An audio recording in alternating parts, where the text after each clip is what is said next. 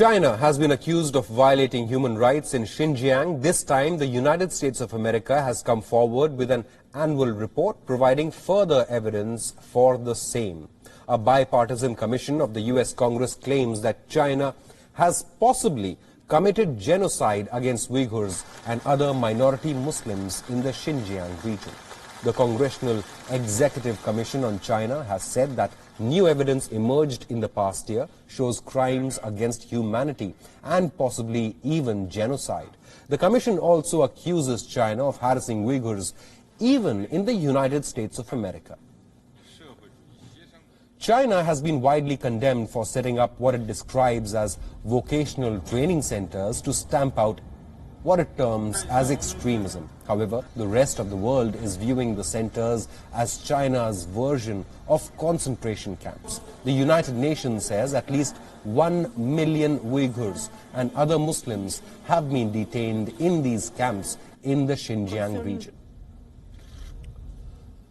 The new report adds that the Chinese Communist Party has resorted to censorship, intimidation, arbitrary detentions and torture of individuals exercising their fundamental human rights. Xinjiang, Tibet and Hong Kong have been some of the major targets of the Chinese Communist regime.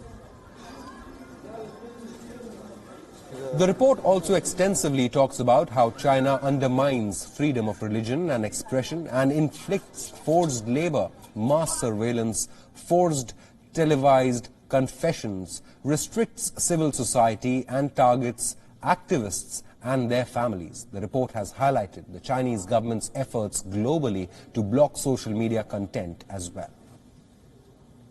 Chinese government has taken unprecedented steps to extend its repressive policies through censorship, intimidation, and the detention of people in China for exercising their fundamental human rights. We are pleased that this year the annual report includes a new chapter on the Chinese government's human rights violations in the United States and globally, along with a new set of policy recommendations.